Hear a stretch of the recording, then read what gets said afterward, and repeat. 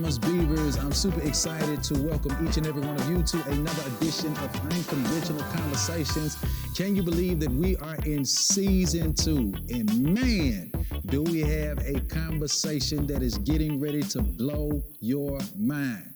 Today's conversation, wherever you were tuned in from, wherever you were watching from, is a candid conversation on crime, the crisis, and our community. And specifically, when I'm talking about our community, I am talking about the Black ethos. I am talking about the Black community, and I'm super excited to have a special guest, none other than the pastor of the Mount Moriah Baptist Church right here in Birmingham, Alabama.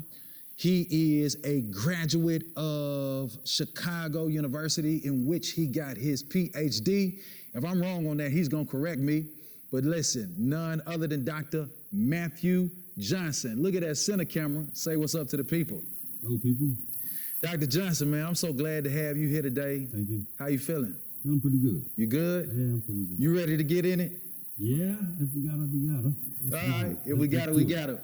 Well, good. I want to start out talking a little bit about your background. You're a very, very unique person. You are well-versed in the academy, but also you have a love for the church. So you got the academy on one side, and when I think of the church, Black preachers like to alliterate.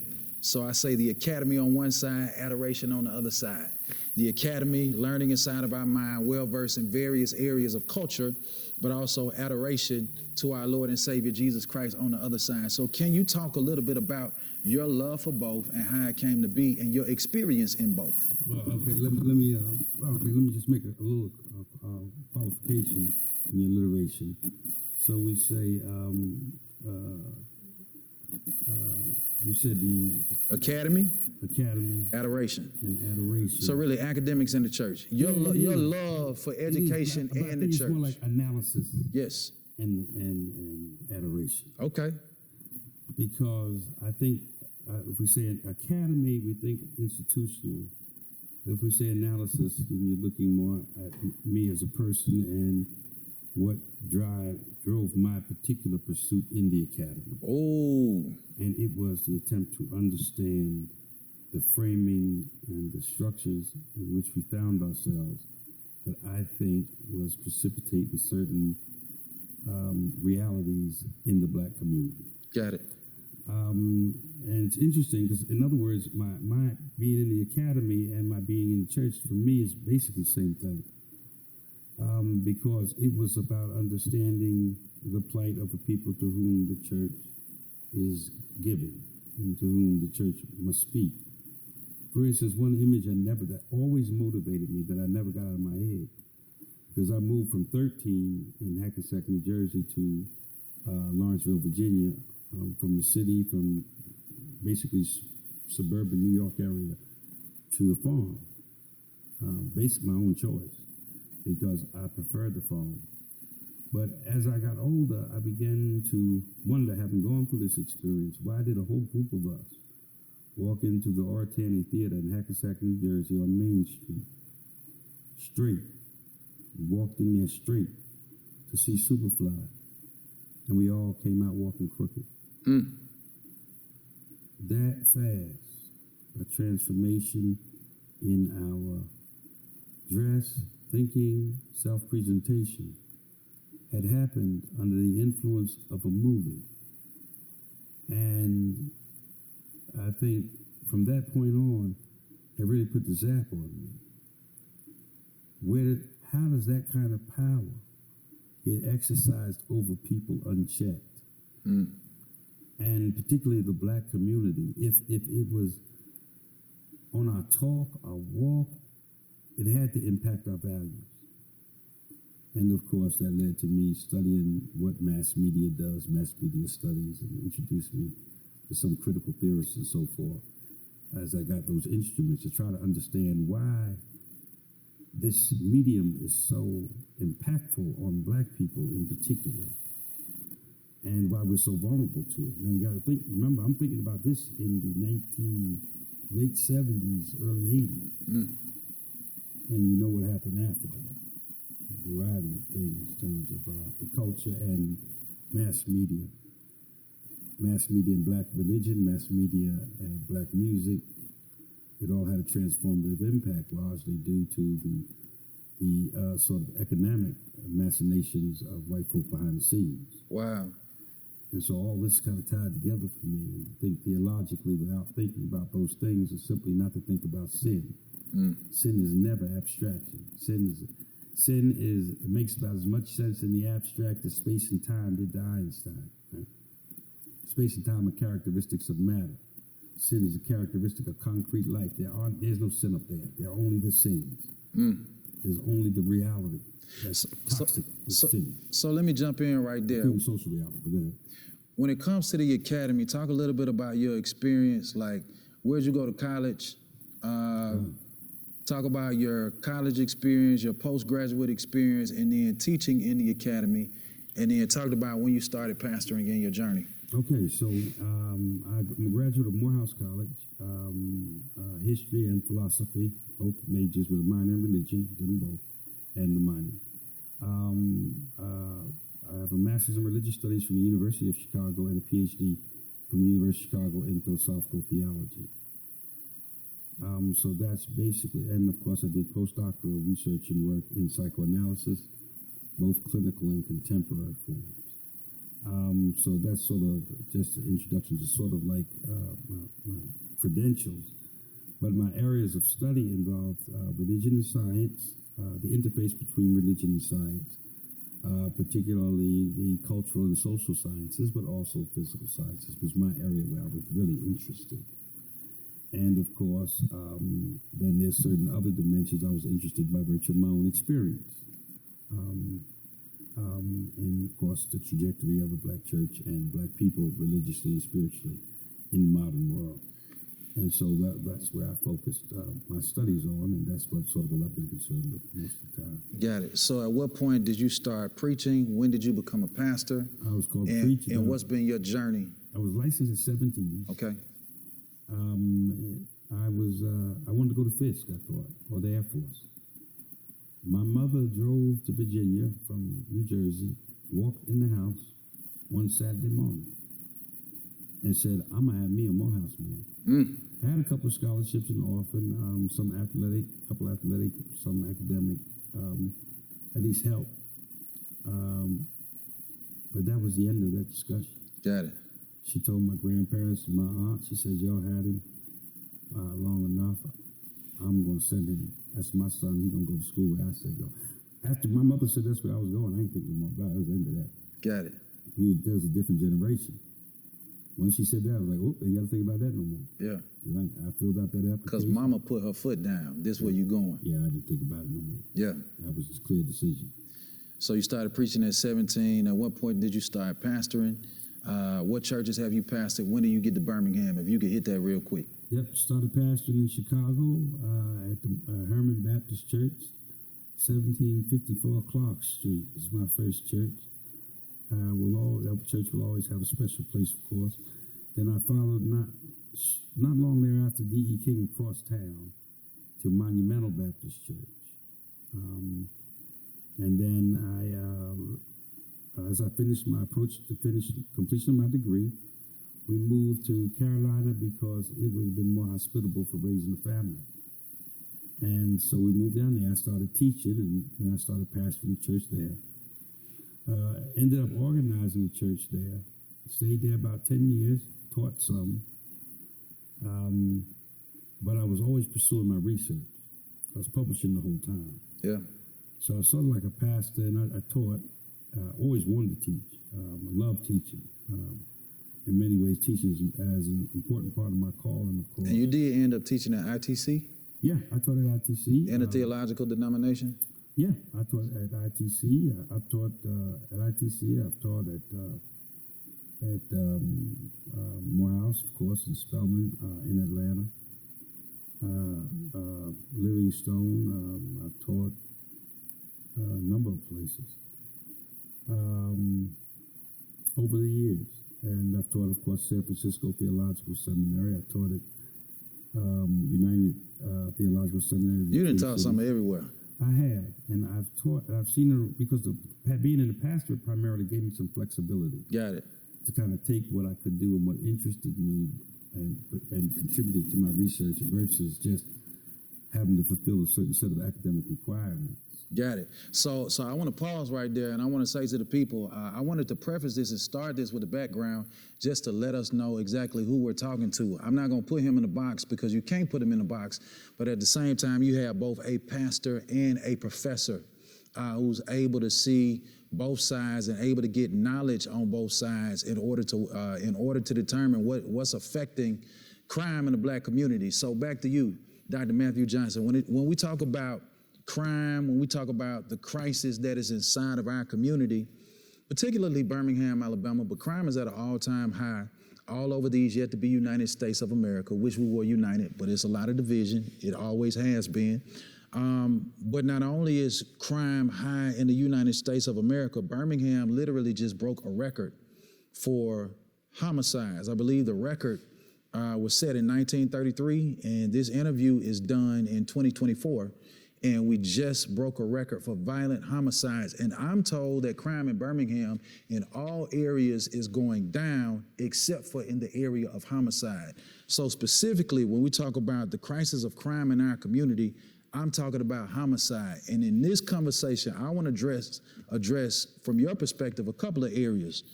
When it comes to the spike in crime, what role do parents play? When it comes to the spike in crime, what role does the pupil play? That's the children of the parents. What role do the police play? What role do the people, that's the community, what role do the people play? What role does the pastor play? What role do politics play? And then last but not least, what role does our pastime? Most people use their pastime to scroll on their phone and social media. What role does it play? So we're just gonna go through it one by one. So when we talk about the spike in violent crime in our community, let's just start with the parents. Do the parents have any role in it?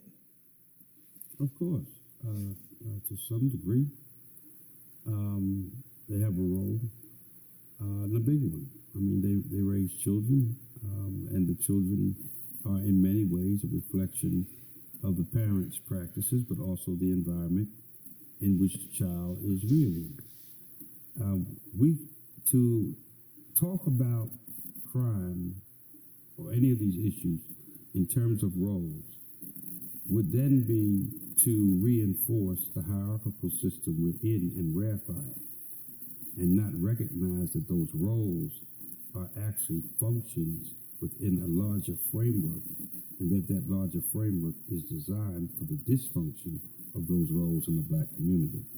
So we have to address that before we begin moralizing about whether or not Black parents who are up against extremely stressful, demanding circumstances, perpetually in many neighborhoods, perpetually pressed with chronic stress, food deserts, and then you expect Black children to go to school and behave like they were raised in a peaceful white suburb. In other words, it reminds me of a line from Naughty by Nature in the early 90s. You want me to say something, rap and say something positive, well, positive ain't where I live. I passed in Press City, right? The city does not pick up the trash in Press City like it picks up other places. It just leaves it out there. Don't pick up the dumping. It doesn't do a lot of things. And they're not concerned with it, primarily because they get enough votes out of wherever they get their votes from, I guess, in order to continue their career. They don't have to be preoccupied with people who other folk don't hear. And so they get neglected. So we can't talk about parents without talking about the larger framework. Yes, and all the part that all these other people play in either perpetuating the toxicity built into the system that we suffer under, or the part they play in advancing us as a race. And many of our practices are more syntonic with the system that oppresses us than they are with those virtues, values, and institutions that tend to propel us forward. All right, so we know that there's a larger system at hand, but within that system, let's go to the parents. parents within that system, of course, it's always parents' responsibility to do the best they can, but children make decisions. I think that in many ways, we've had a deterioration of authority in public schools, which has hurt us. Do you think that deterioration started in the house? Like, for instance, not only do a lot of pupils, students, kids not respect authority in schools, the Bible talks about how in the last days, children are going to be disobedient to their parents. I think it's worse than disobedient. Okay. Let me tell you, black community. We're talking about the black community. Yeah. Black community today, if you're a father in the black community, if you live in your family, you're experienced largely as an intrusion. The culture in which our kids move, speak, eat, breathe, and have their being, the culture in which our kids do that is a culture shaped largely by children who've grown up in single-parent homes. And so parental authority, particularly traditional fathers' presence, is experienced as an intrusion. Say more about that. Well, the whole culture, the whole ethos evolves around sort of the father being absent. Yes, and so your child spends all day in that. Your child spends all evening on social media in that. Your child spends the time they're on television watching these folk with that agenda in Hollywood, and they do have one. Conservatives were right about that. They sit around and watch them undermine parental, particularly father's authority, force on America an image of the family that they designed somewhere in some liberal test tube that don't work in reality, where everybody just sits around and just understands everybody's problems, and then it all works out right. Pause. Has politics played a role in undermining the authority of the father in a black community, like when it comes to welfare, and if there's a father in the house, you can't get it? Yes, absolutely. Say more about it. That policy has impacted us because America is, white America believes a little too much in its stereotypes about black people and about black men. And they're dangerous because they make policy based on them. And this idea that black men don't take care of their families or don't want to take care of their families is not true. It's something white Americans had to perpetuate to cover up its blasphemous sin of destruction of the black family through slavery and through Jim Crow. It's funny that this comes up because I don't use the term Jim Crow, slavery and the white terror that followed, because I'm writing an article now for a book in which I'm discussing a phrase from King's letter from the Birmingham jail. And in that letter, King lists elements of what I call the white terror.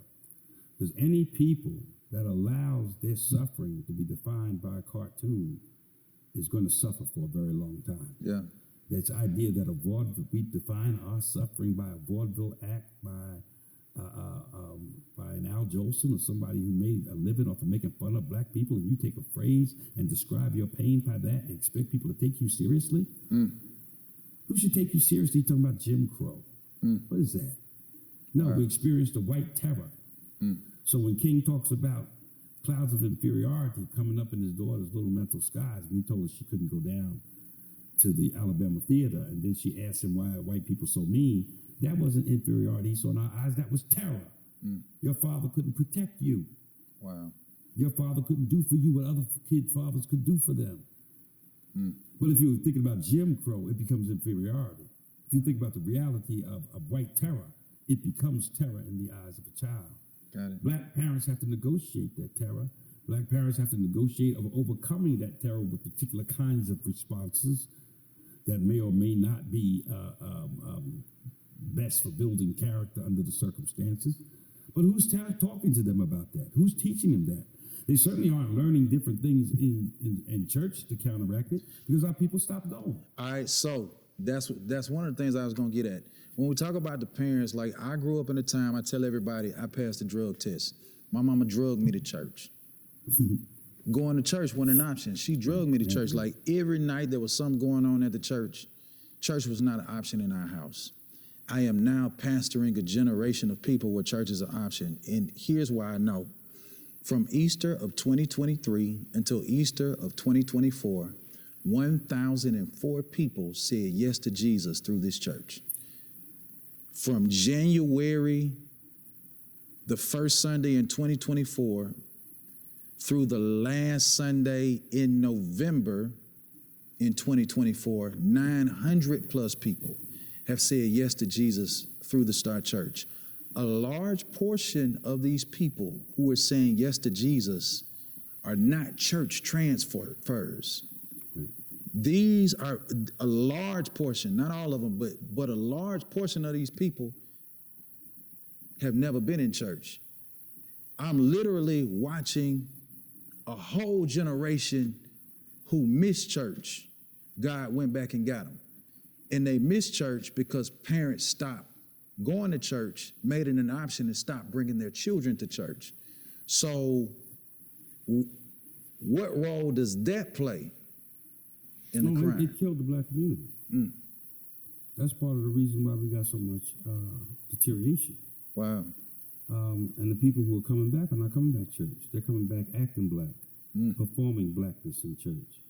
They're performing the caricature that they've watched for the last 25 years proliferate on television and in the mass media. What you're getting is mass mediaized black church.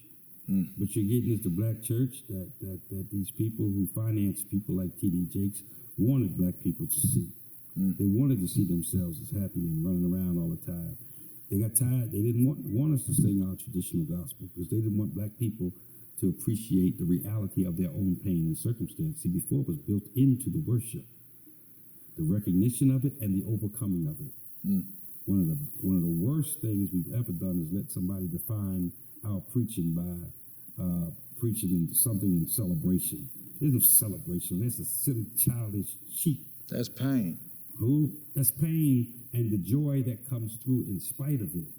So whoever wrote that book was Mitchell or somebody. Somebody watching this may not know what you mean when you talk about celebration. You're talking about the hoop at the end of the black preacher's sermon. Whatever we do, black people always do something at the end of the sermon. You're going to kick it up because that's where the spirit takes us. Not because it's a method. But you got these folk trained in these white seminaries who are now writing these white books to get cleared in these white publishing firms, so they use certain kinds of language that immediately secularizes in a very sneaky way what is a deeply and richly spiritual experience that has its own language. But the secular academic community makes you write their language.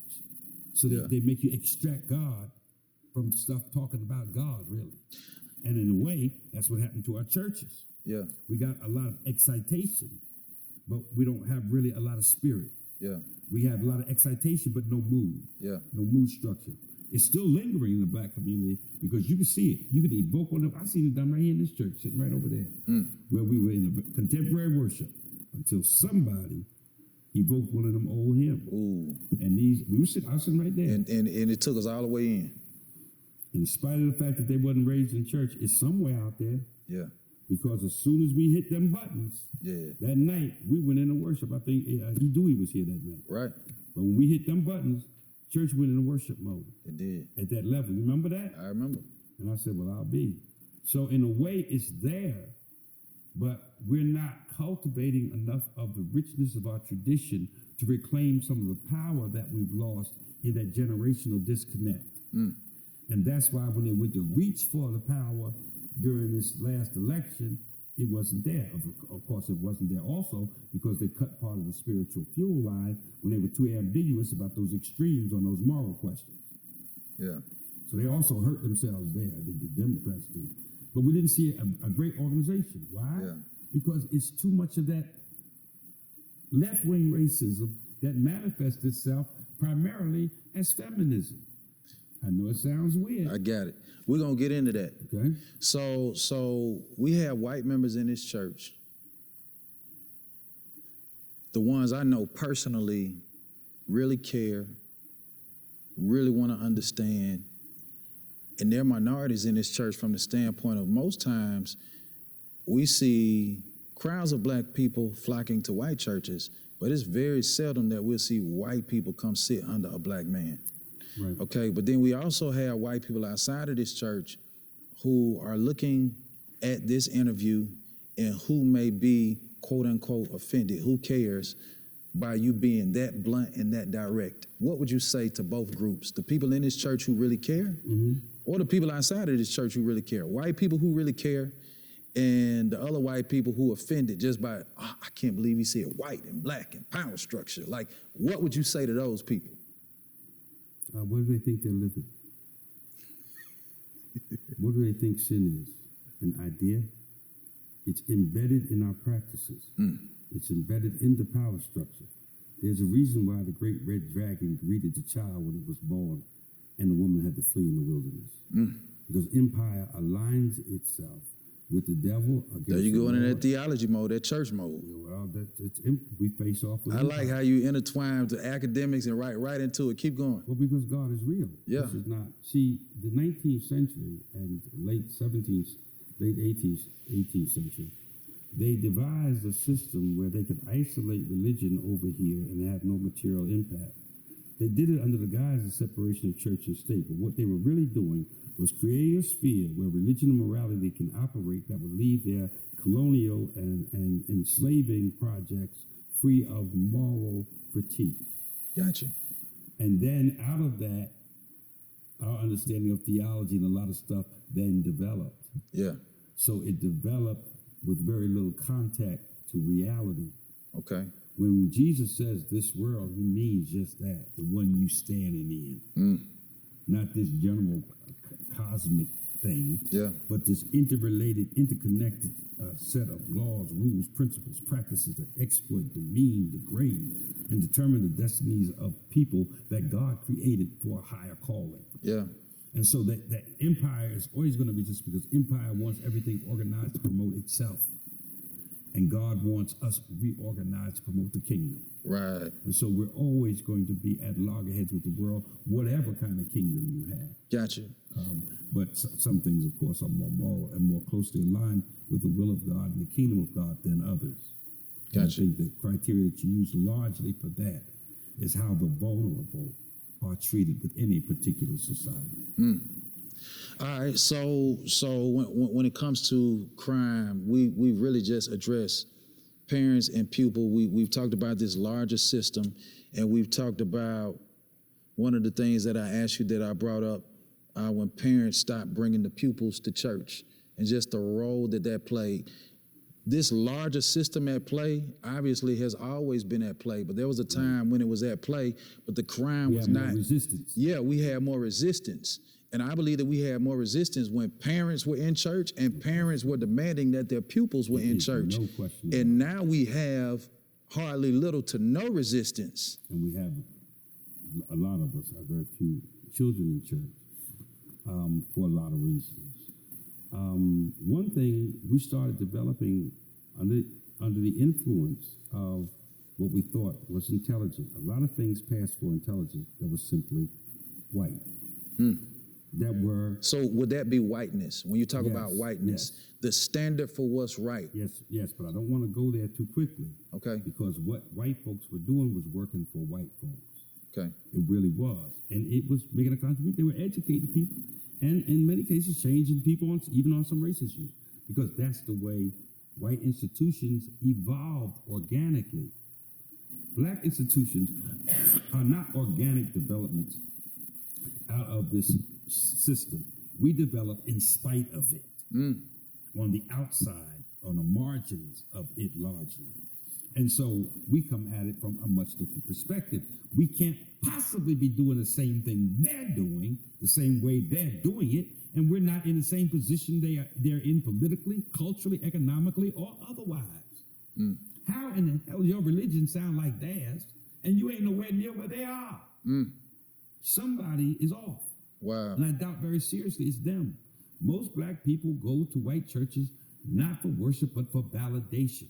They want to participate in American society. So like the Latinos, particularly those who are brighter, which is what phenomenon you got in the boat, they go to white churches so they can learn how to be white, learn how to talk white. They worship white. What they're saying is, I embrace the same values you embrace, so you should accept me. These are people who have a hunger to be accepted.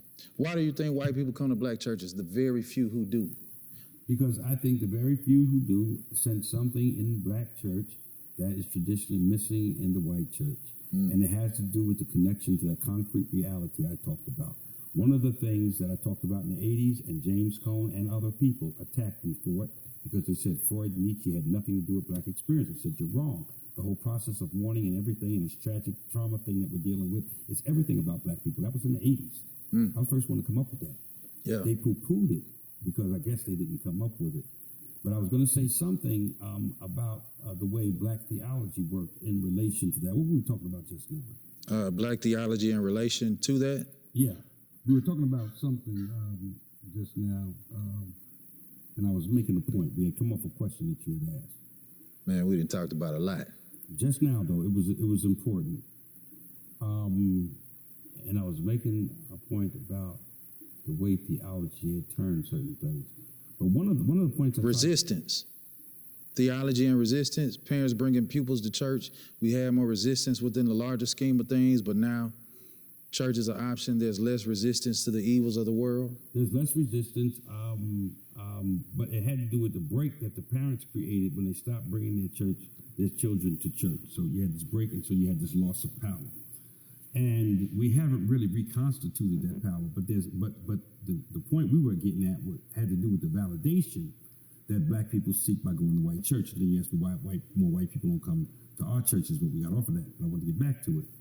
The validation is important because in the minds of many black people, God is white, which is a consequence of whiteness. If he ain't white, he favors white. But it isn't simply a matter of race. It goes deeper than that. There is a phenomenon among colonial peoples, has existed since contact, called cargo cults, where colonial people and others wanted access to the trinkets that were being produced in the Western world. Yeah. And so they adopted certain forms of their religion, their habits, their patterns, their work ways, because in the thinking of traditional human beings, that to enact the ways of a group of people or person is to access their power. Got it. So they were impressed with the ships, yeah, and the clothing and the mirrors and whatever else that they had. And so in order to access the cargo, they began to assume ways of whiteness. And then you begin to build up that group that also participated in the slave trade. They were right in there. Yeah.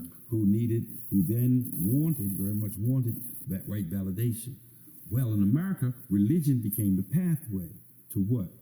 To a sort of upstanding reputation, to white validation, which meant what in the black community? Back to what we're talking about, safety. Black people go to white churches because they want to feel safe with white folk. Got it. Because we feel threatened. So you're going to see a heightening and it's real strange. When you see a heightening of racism, you also see a heightening of the need to black people to identify more white. You saw it during the Ronald Reagan period, when they inflated the image of America and made black people's alienation more acute. You saw groups of black people collapsing, moving into evangelical churches. Now, and there's a whole set of reasons for that, but go ahead. All right, so that being said, I could stay there a long time, but it's a couple of more things that I want to address. So we talked about parents and pupils. Let's talk about the police and the people in the community. All right, so when it comes to crime and the spike in crime, what role do the police play or the law? Well, we're talking about Birmingham, right? We're talking about the spike. And the people in the community. Well, the spike in violent crime in Birmingham has a lot to do with a specific situation, right? That, people are not really talking about explicitly, but it has something to do, I understand. The street committee says it has something to do with some vendettas and some folk beefing.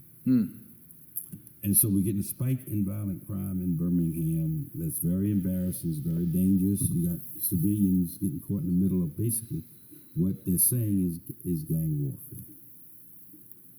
Now, you're right back at systemic realities and development of these gangs and deprivation over long periods of time. People being hopeless. These kids are involved in these gangs, they used to say for belonging, but they're also involved in these gangs to make money and survive. Okay? They're involved in these gangs for a lot of reasons, but they allowed the community to become riddled with them because they didn't do anything with the poverty that creates a sort of petri dish for the development of these pathological, sociopathic forms of interaction. Yeah. And the degradation of human life. Well, listen, when people are living under certain kinds of conditions consistently, and comparatively to other people, they experience degradation. Yeah. You're constantly telling people you're not as good and you'll never measure up, and that is clearly the message in Alabama. Yeah. It's still very racial. It's still very real. That's what I want you to talk about. But it's very real. All you do is walk out the door to see it. And when people internalize that kind of deep sense of worthlessness, inevitably you project it onto the other. Because if I'm black and I ain't worth nothing, guess what? You ain't either. Bingo. Oh, so Doc, man, you just sparked something in my mind.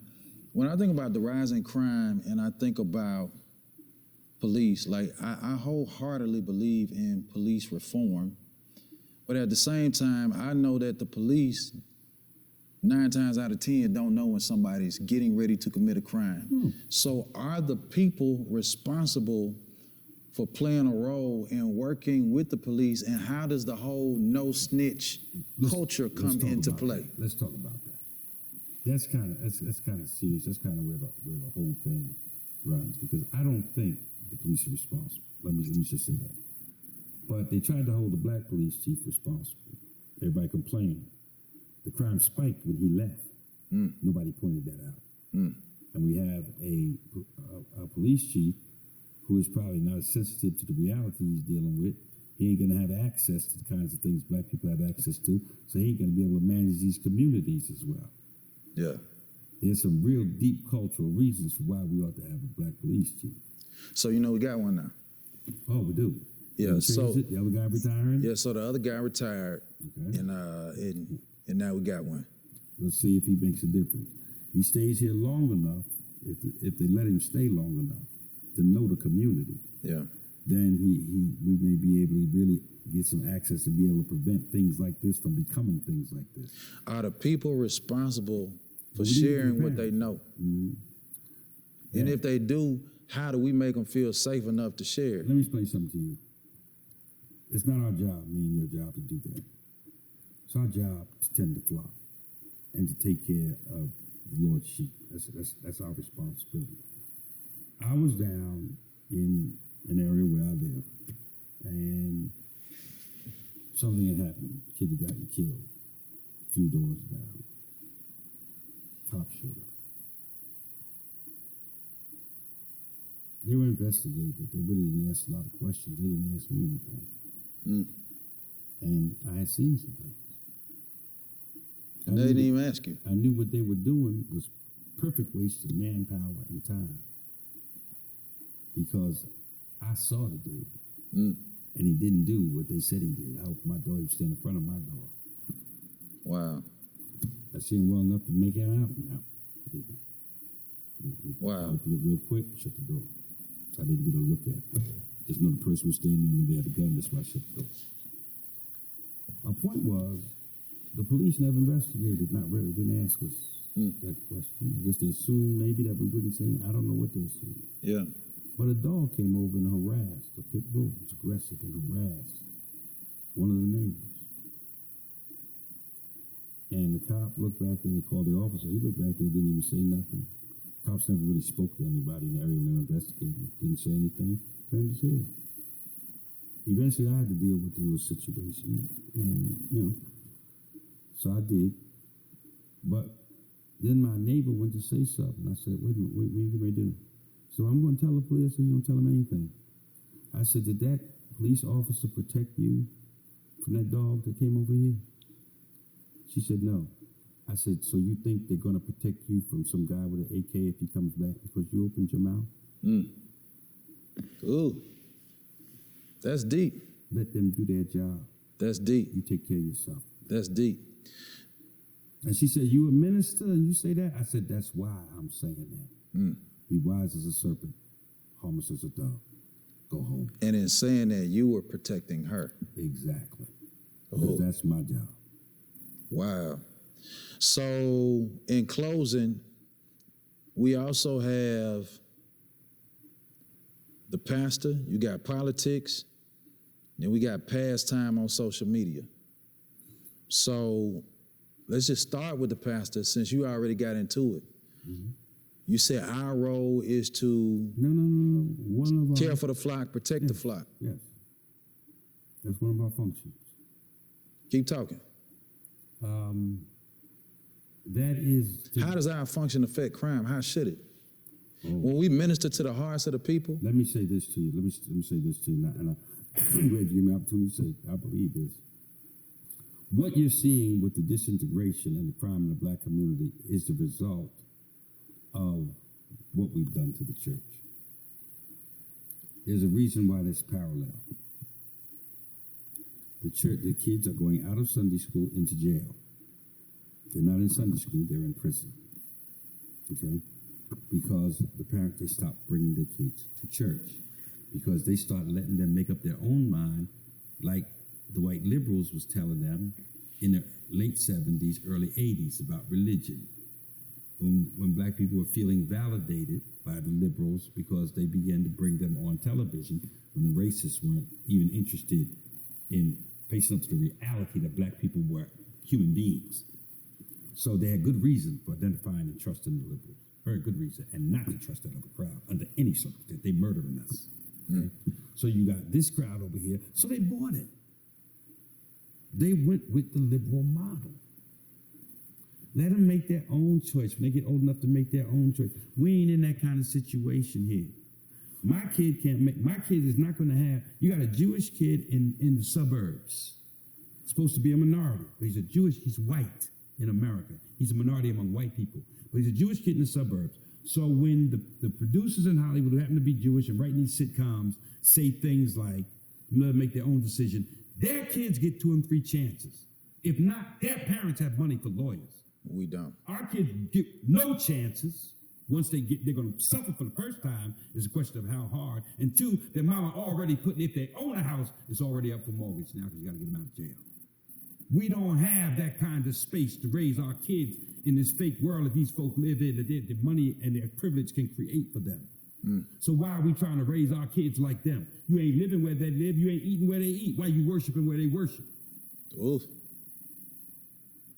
You said a mouthful. You said a mouthful. I said enough. You said enough.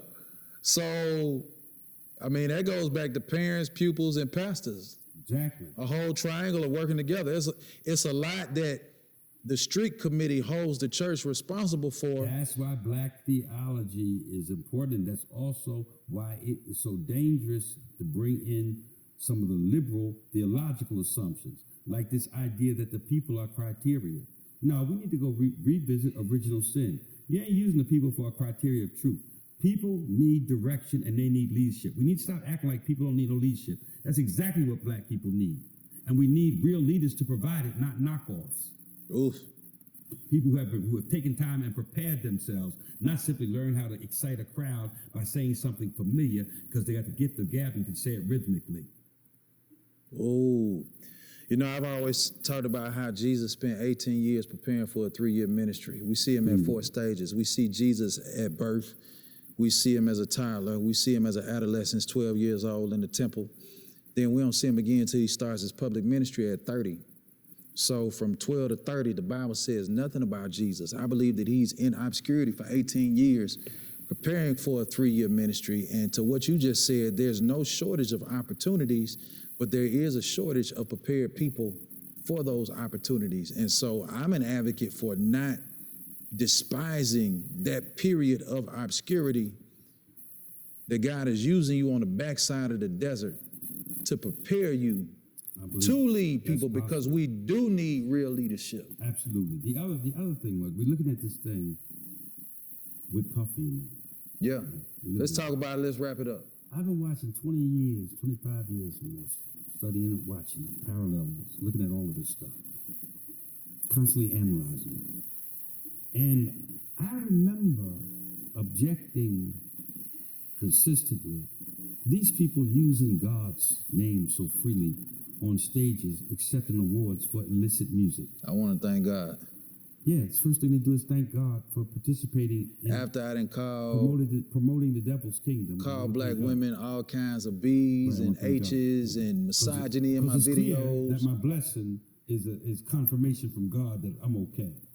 My material things confirm that I'm okay. That's the American way. Don't get me wrong. That's kind of Calvinistic. Maybe not Calvinist. Okay, that American Protestantism and the spirit of capitalism. Max Weber. We know that there's a connection between different forms of American Christianity and capitalism, but that connection is too strong.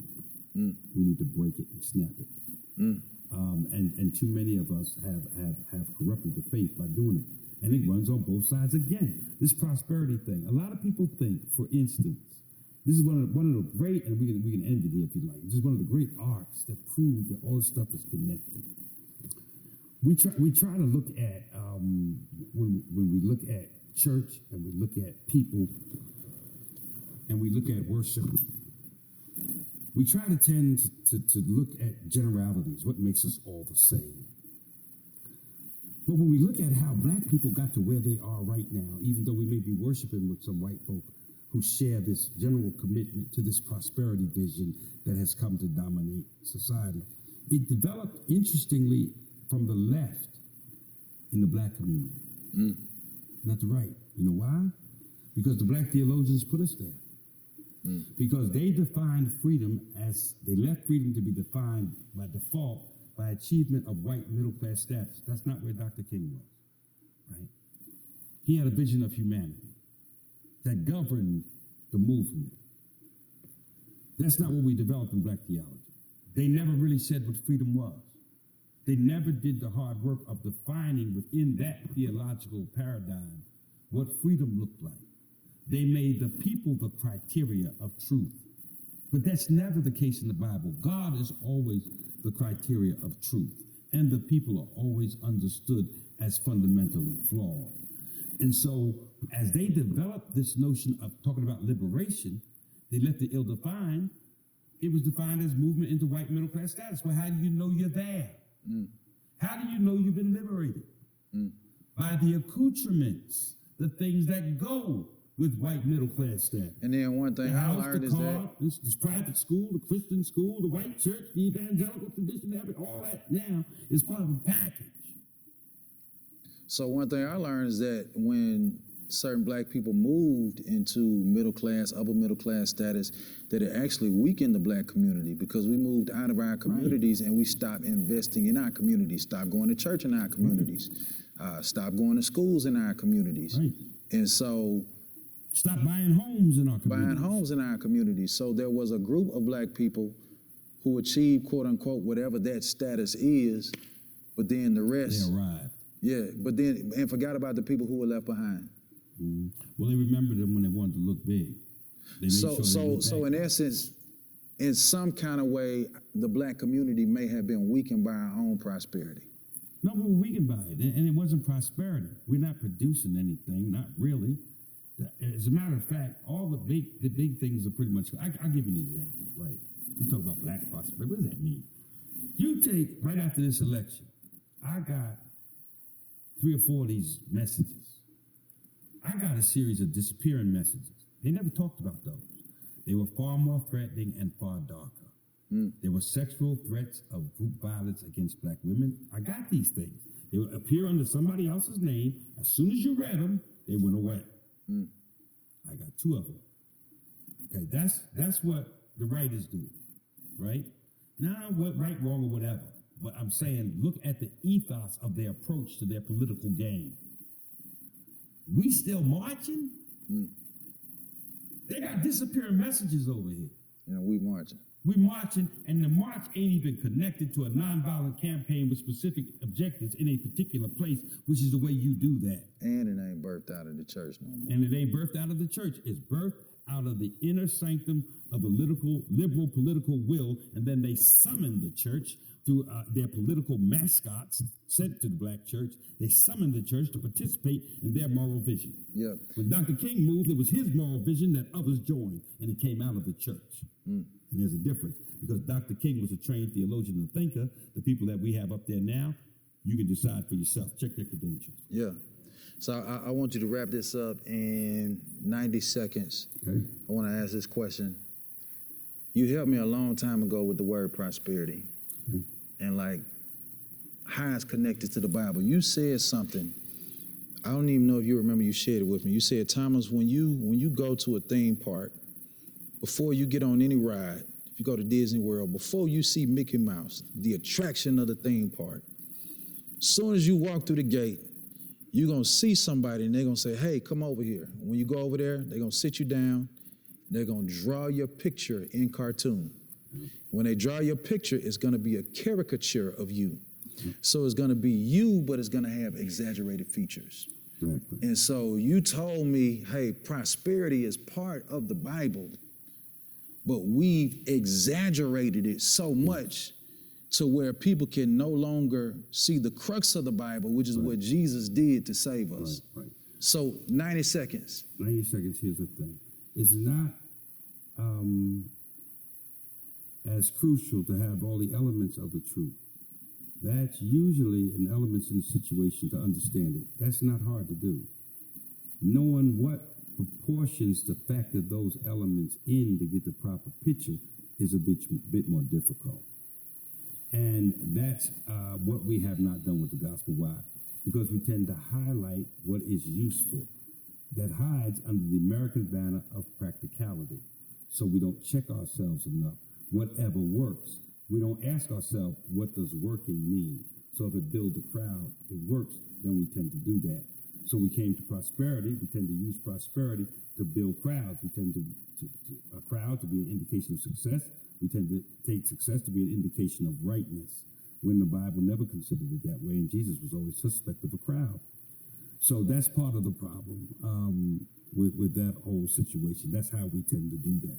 Got it. So the notion of prosperity then tends to get blown out of proportion, tends to be associated with material benefits, because we live in a capitalist society and people want things. We live in an advertisement-intensive society, and so people see things that they want every day. So it highlights that part of the gospel, and so it takes it out of proportion. Yeah. And right now what we have is a distorted image, and a distorted image can be a caricature or a monstrosity. What we have now is a monstrosity. Got it.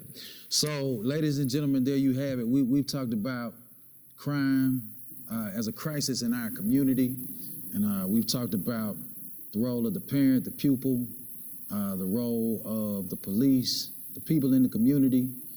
We even talked about the role of the pastor, and we didn't talk much about the role of politics. But here's what I want to say about that, because I speak on behalf of the church. There's something that we can do, and what we can do is what we focused on in this conversation. Parents, I believe with all of my heart that if you make a commitment to Jesus Christ, and I believe that if you lend yourself to the church, a biblical, Bible-preaching church that is lifting up Christ. It's important. I believe with all of my heart that if you bring your kids in the church and you train up your children in the way they should go, that when they're old, they shall not depart. I am not saying that that's going to eradicate the evils of this world, but I am saying that you will have more resistance. Yep. Ladies and gentlemen, you've heard it from Dr. Matthew Johnson. Thank you so much. Thank you. Yeah. Thank you.